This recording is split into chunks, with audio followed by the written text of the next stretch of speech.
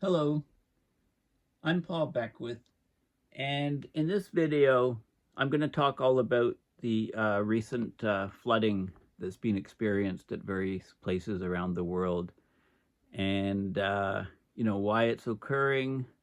And I'll talk a little bit about how how basically fire used to be the biggest hazard to a person's home. Um, and insurance companies had the most payouts for fire, but that is, of course, shifted, and now flood is the most significant risk to a person's home, at least in Canada. So I'll talk a little bit about that. I'll discuss some of the regions where there are huge floods, and it's mostly overland flooding or river flooding from extreme weather events leading to torrential rains.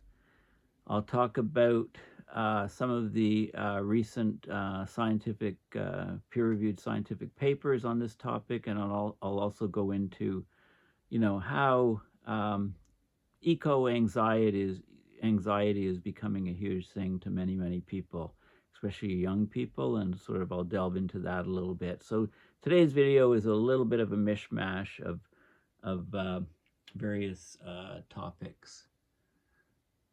And yeah, I've got the Bob the Builder look because I was doing some work earlier today around the house, spring cleaning and, little odd jobs here and there. So this is showing Copernicus, the Sentinel sensors on the Copernicus satellite, um,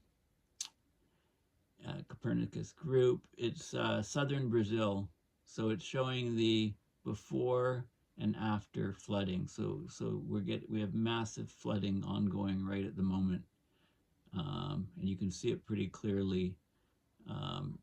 In this case, we've got the lake, and this like just widespread, massive flooding over huge areas from the torrential rains. So this is on my Twitter/X feed. You can follow me, Paul H. Beckwith, and this was my last video on Antarctica Blue Ocean event and what's going on in the Arctic. I did a mirror talk on Sunday, so a couple days ago. I talked about global tipping points, the good, the bad, and the ugly. So here's some people saw it live, but I only sent out information on it just before I started talking. Actually, I should have done it earlier if I was more organized. Anyway, I spoke for about 35-40 minutes on global tipping points, and then there was questions for another 40-45 minutes, various questions. So I think it went well. Anyway, you can have a look at it. There's a video on YouTube showing the my talk, and also the questions.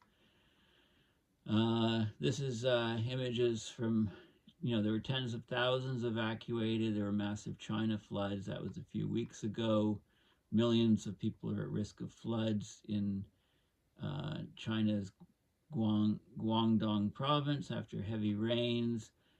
If you're worried about flood damage to your home, here's some tips on what you can do. So I'll talk about this. So this is Canada-centric, but it applies pretty much everywhere. So we had a dry winter, not much snow. Ottawa only had like 3 different snowfalls, I believe. But now, spring's here. We're getting warmer temperatures. There's more water vapor in the atmosphere. We're getting more rainfall events. People are worried about flooding.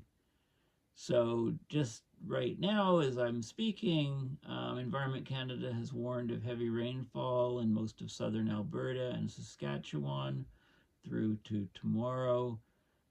There's already been evacuations in New Brunswick and flooding in Quebec. So flooding is the most frequent and costliest climate-related disaster that we're seeing across Canada, said Jason Clark, National Director of Climate Change Advocacy so he's with the Insurance Bureau of Canada. So people that really understand what's going on with disasters to infrastructure is the Insurance Bureau of Canada, which oversees insurance companies in Canada.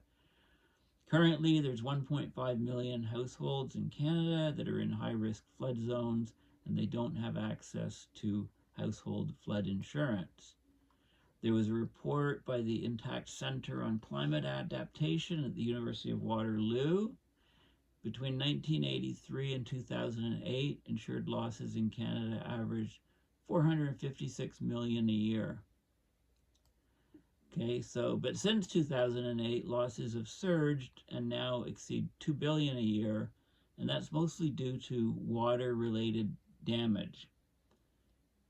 In 2023, severe weather damage in Canada exceeded $3 billion for the second year in a row. So look at how high those numbers have jumped. There's been exponential increases in insurance payouts. So what does that mean? Insurance gets more expensive, and eventually you can't insure homes in high-risk areas. There was a study that looked at areas that experienced catastrophic flooding, and they found that homes in that area that weren't even necessarily affected by the flood, they sold for an average of 8.2% less, and they sat on the market for an average of 13 more days in the months after flooding event in the region. So people incorrectly assume that fire is the biggest risk to a house. Nope, water damage is now, with extreme weather events prevalent, water damage is by far the most consistent cause of loss, and it can be very severe as well. So they have guides to, cost-effective home flood prevention. Basically, it starts with simple things: clean out your eaves trough, clean out anything from your drains that are nearby so that they're not clogged, right? Just look around your place and see where the water will go, and you need to divert the water away from your house. If you have a backwater valve in the basement, clean it out, make sure it works, right? A sump pump, right? Not a lot of people do that. A flood hits, and sump pump's not working, their basement floods. So it's simple things. A lot of it are just general maintenance things of existing infrastructure. You don't want anything right on the floor in the basement if your basement's prone to flooding, right? Just get shelves and put stuff on shelves. So if it floods, at least your belongings don't get inundated. You can install a backwater valve if you don't have one. That's not too expensive. If you have enough space, you can have a rain garden in your property. I basically turned my backyard into a huge French drain by removing soil and putting in different stone dusts and then flagstones, basically. I bought somebody's driveway on Kijiji, and basically, went and got the driveway, put it in my backyard, all of the flagstones, and then excavated and put them in, and that solved my flooding problems in my basement. Okay, there's different other different methods that you can do, but there's as far as insurance coverage, there's different types of water coverage, so you need to be careful. Look at your policy. So water coverage, there's different policies for sewer backup, right, which causes flooding caused by a block in plumbing or a sewer overload. There's surface water damage coverage if water comes through your front door, heavy rainfall accumulates, has nowhere to go. There's possible groundwater damage where groundwater flow increases and comes in through your basement walls. The water table becomes so saturated that the water enters your home through the basement floors and walls. There's flood damage from swelling of a nearby body of water, lake or river, right? So you need to look at what you're covered for, because many people think they're covered and they're actually not for water flowing in through your front door. You might be covered for plumbing leaks or sewage overload, but not for overland flooding. So you really need to look at your policies. They've done surveys, And well, there's flood maps. Okay, hopefully you can check and see if there's a flood map for your region. If you're buying a house, you should do your due diligence and understand what your exposure is to water damage or flooding before moving to a new place. 39% of Canadians said extreme weather events such as floods can affect where they choose to live in the next 5 years. So it's affecting where people are living, where people are buying houses. And the federal government's going to do a national flood insurance program, and work with the Insurance Bureau of Canada and so on. I mean, this is becoming a huge problem, and it will make houses uninsurable. Um, if nothing is done. Okay, so what's going on in the world? Well, you can look at floods. I'm just search for floods on X Twitter, and you can see images from all over Brazil. Um, this is China. Um, this is China. Heavy rainfall in Guangdong, China, like waterfalls, streets underwater. This is Kenya. Rains displaced more than 190,000 people in Kenya. Brazil, Brazil is what's in the news right at the moment. I mean, it's sort of ongoing right now. This is this is tweeted out an hour ago. At least 75 killed, more than 100 others missing in Brazil floods. This is Kenya. Homes in Nairobi completely submerged. Right, so this is a global thing. Look at Brazil, the Rio Grande. So southern Brazil, big, huge cities inundated, flooded with water. Yeah, so there's lots of this going on, and yeah, all over the world. Okay, so let's have a look just at some specific places. So Brazil, of course, too much water. Water has to go somewhere. It caused a dam to collapse, raising the death toll in Rio Grande do Sul. Hydroelectric dam collapsed after days of heavy rain. Knocking out power to many people, causing people to flee their homes. This burst dam triggered a 2-meter tidal wave, essentially, and it caused further panic, and it went through already flooded areas. Okay, so we're getting all this extreme weather from hotter than average temperatures. So the air can hold more water vapor, high humidity, and strong winds all combining, and then getting torrential rains coming down in these regions. So this is the region here. This is Brazil. This is the region Rio Grande do Sul, where there's huge flooding, but there's also been flooding up here, and so on. Okay, so the death toll, this was just from a few days ago, Saturday, a couple days ago. Hundreds of cities hit by floods, thousands displaced, a lot of infrastructure destroyed. I mean, how do regions recover from this? It takes years and years and years to recover, and some people, just don't.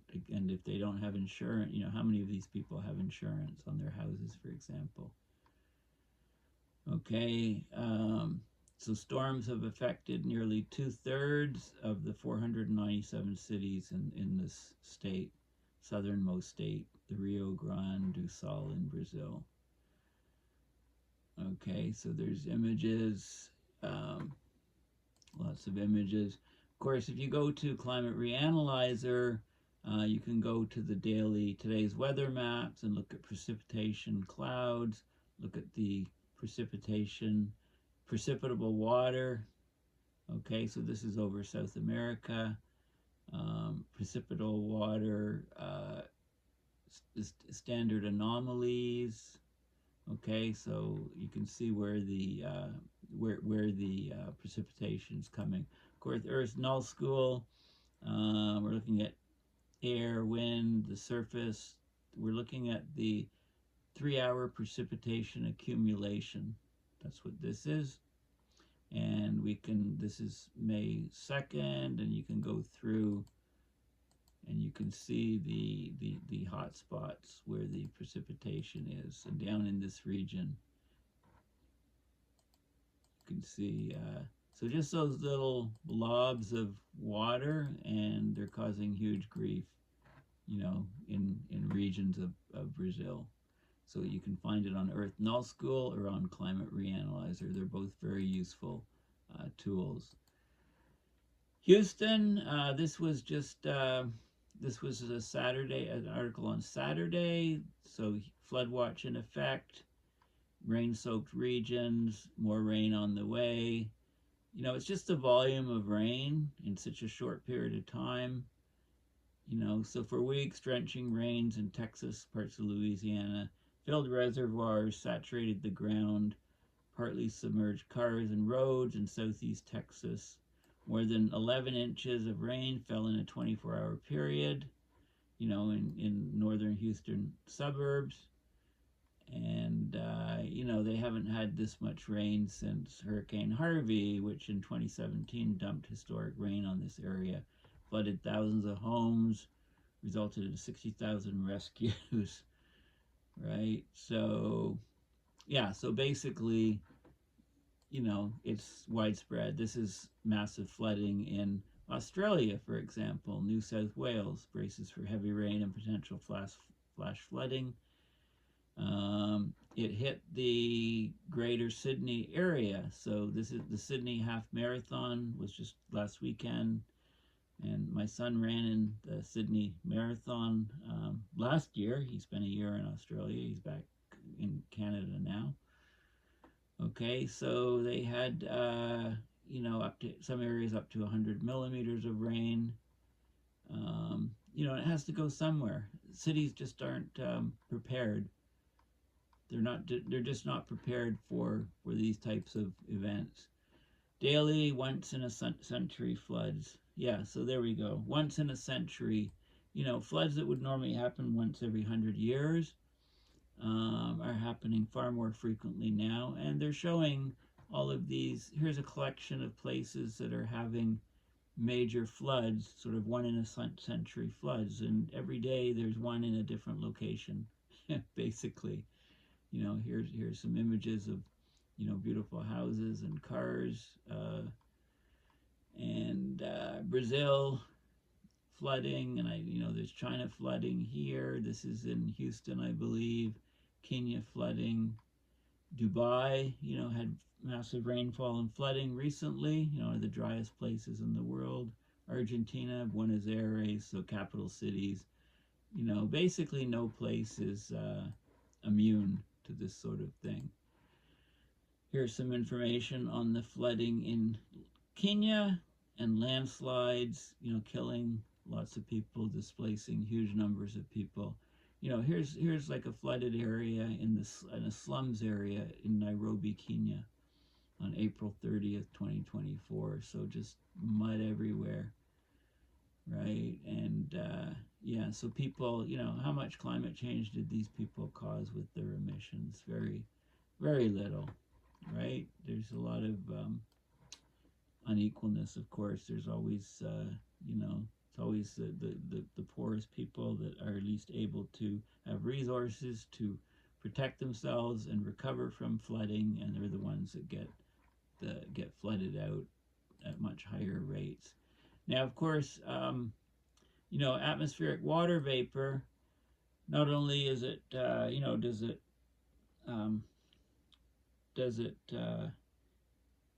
condense into droplets, which cause more clouds and more rainfall, and it's guided by the jet stream, which is slowing and getting wavier and stuck in place. So we're getting persistent rainfall events, but also remember that atmospheric water vapor is a powerful greenhouse gas. And the higher the temperature is, the more water vapor in the atmosphere, the more heat that is trapped in the Earth system, you know, by the greenhouse effect from the water vapor. And, you know, it feeds back into this cycle, right? You know, amplifies the greenhouse gas effect. Okay, so this is a good article. This is a NASA Science editorial article You know, you can just Google the title and you can get some good information on the effects of water vapor in the atmosphere. China, millions at risk of floods in China's Guangdong province. So heavy rain, rain has nowhere to go, picks up all the mud, and it just goes everywhere, basically, inundates everywhere. And this is talking about affecting, you know, in China with regions of high population density, we're talking about millions of people being affected. Okay, and landslides, of course, you know, any terrain is weakened by saturated ground, and we get more and more of these landslides. Here's some more images, tens of thousands evacuated, massive China floods. That was the previous week. Now, all of this stuff is contributing, of course, to the rise of eco-anxiety. So this is an article. You just Google the rise of eco-anxiety. Researchers are waking up to the mental health toll of climate change around the world, from lives that are disrupted by catastrophic weather to people who are anxious about the future. Okay, so there's lots of stuff on eco-anxiety here and the tolls on mental health, and it's growing. So this is climate anxiety around the world. Young people everywhere are worried about climate change, according to a 2021 global survey of 10,000 people for age 16 to 25. Those in low-income countries and regions that are affected by climate change reported greater levels of concern and distress. No surprise there. So this is all countries, 60% very or extremely worried. This is young people 16 to 25, 10,000 of them. 60% are very worried, moderately or a little. Very, very few are not worried. That's the gray bars here. And then they've divided into various countries. Philippines, you know, it's been hit by climate change really hard. You know, 80, what's that? That's probably about, you know, 82% of people are very and extremely worried, and the rest are moderately or a little worried, and there's almost no people that are not worried. You know, in India, Brazil, Portugal, and you can go down the list here. You know, the US is about 42%, but it's climbing rapidly as it gets hit by more and more extreme weather events. Climate change negatively affects my daily life and functioning.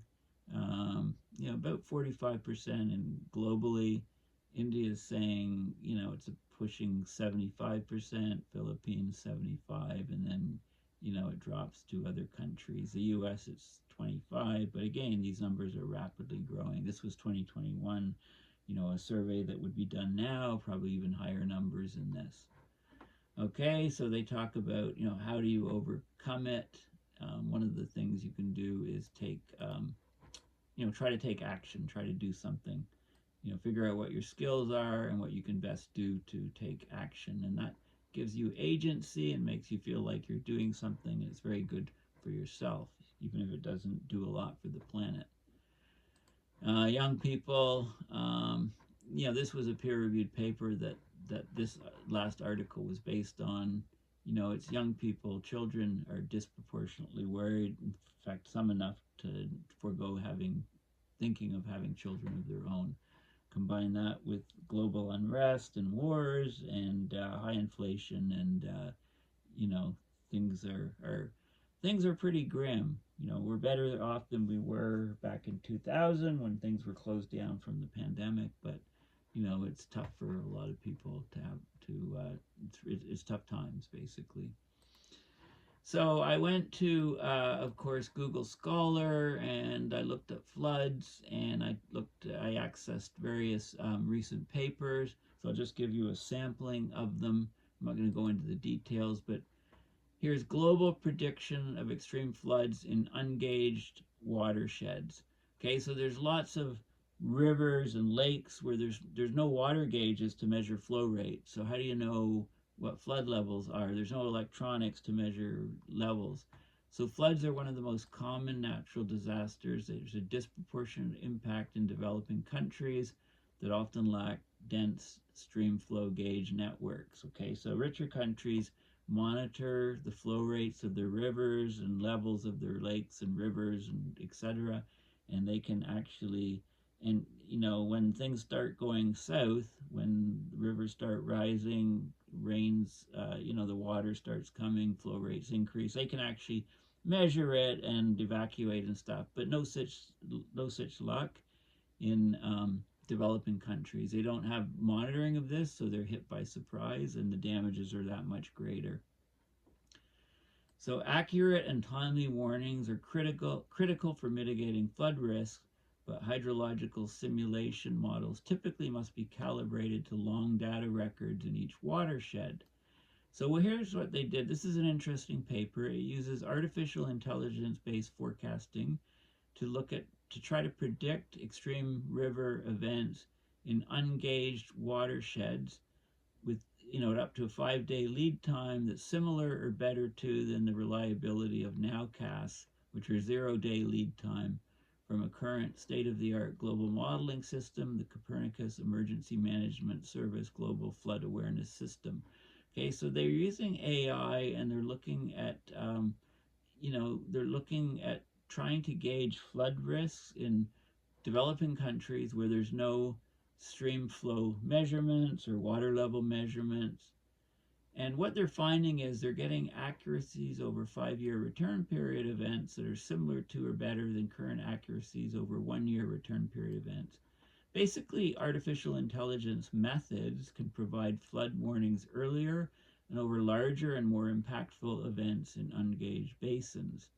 Okay, so this is really interesting data. So I'm not sure about the public accessibility to the data, but eventually they want it. So whatever country you're in, developing country, no information on the river flow rates, etc. It takes the rainfall and it does the projections on flooding, and it can give you advance warning. So this could become very, very useful for helping people deal, at least know in advance when a big flood is coming if they're in a developing country. So very interesting paper.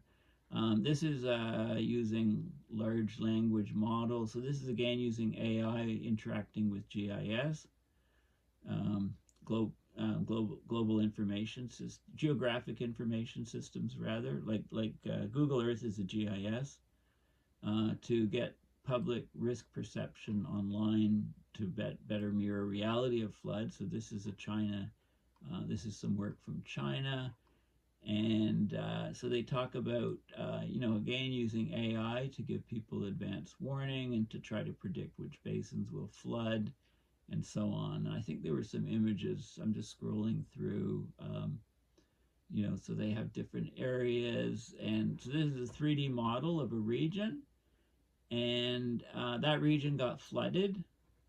Okay, and this is what it looked like during the flood. They actually simulated this. They simulated rainfall in this region and simulated what the flooding would look like, and here's what they got. And you can compare the simulation results to what actually happened in the region, and they're very, very close. So you can take any area, you can take rainfall, you can simulate what the flooding will look like, you can see where your house is located, hopefully you're on higher ground. So I think one of the key facts that people need to consider when they're thinking of moving to a location is look at the elevation of the place they're thinking of buying, because flooding is getting more and more prevalent, and it's something, if you're buying a new place, don't buy it on low ground. Make sure you're on really high ground, and this isn't going to happen to you. Okay, so that's an interesting study from China. Upper limits, there's a lot of connections in the climate system. One thing leads to another thing, cascading feedbacks, etc. So when an area has wildfires, it kills the trees, of course, changes the landscape. It completely changes where water goes when you get heavy rainfall events in that region. There's much less water that's absorbed, and there's a lot more runoff overland runoff. So this paper looks at areas that have had wildfires and then looks at flooding in those areas later on, years later even, and looks at debris flows and basically determines that the wildfire has long-lasting effects because those areas um, are much more prone to having flooding and landslides, and damage from scouring of water running quickly from extreme intensity rainfall events. Right, the land is just not as resilient, and it gets nailed by the precipitation, heavy precipitation. So it's an interesting look. So as bad as wildfires are for a region, they it's a long-term, there's long-term effects because that area is now much more prone to serious flooding than before than the forest was before the wildfire destroyed it. Impacts of climate change on flood volumes over North American catchments. This is the Journal of Hydrology. This has a lot of statistics about how climate change is increasing the frequency, severity, intensity of extreme events, droughts, floods, and precipitation events. And it looks at how flood volumes are expected to change in different regions of North America. So flood volumes are expected to decrease in western mountainous areas, the Great Lakes region, and the Maritimes. Increases are expected over most of eastern North America. So they use all these different hydrological models. They look at where the water can go, the catchment areas, and they do an assessment of flood risk over all of North America in this paper. Okay, location of the catchments and stream flow measurements and how they do their simulation, and then the data of peak flood volumes and all kinds of statistics on how climate change is making the flooding across North America much worse. Okay, so there's lots of I've covered a lot of different stuff, but basically, we're getting lots of extreme weather events already as we head into and we're just in spring, early spring. So it's going to be very interesting what this summer brings us. So anyway, thanks for listening. Please consider going to my website, paulbeckwith.net, and donating on PayPal to support my research and videos. Thanks again, and bye for now.